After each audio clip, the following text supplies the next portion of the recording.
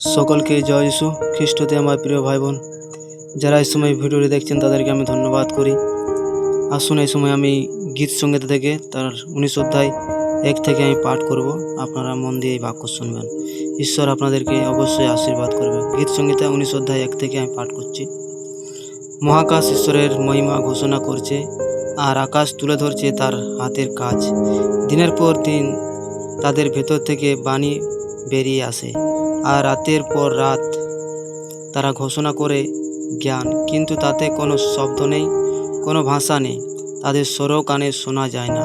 তবুও তাদের ডাক সারা পৃথিবীতে ছড়িয়ে পড়ছে, তাদের কথা ছড়িয়ে পড়ছে জগতের শেষ সীমা পর্যন্ত। মহাকাশে সূর্যের জন্য তিনি একটা তাম্বু খাটিয়েছেন।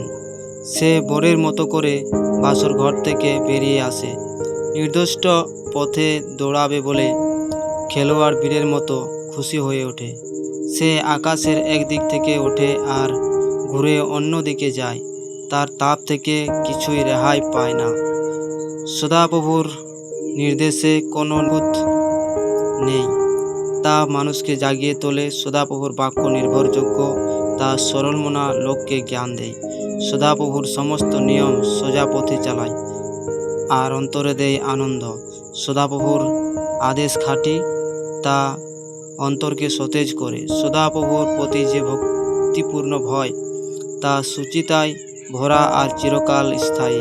সদাপ্রভুর আইন কানুন সত্য, তাতে অন্যায় কিছু নেই।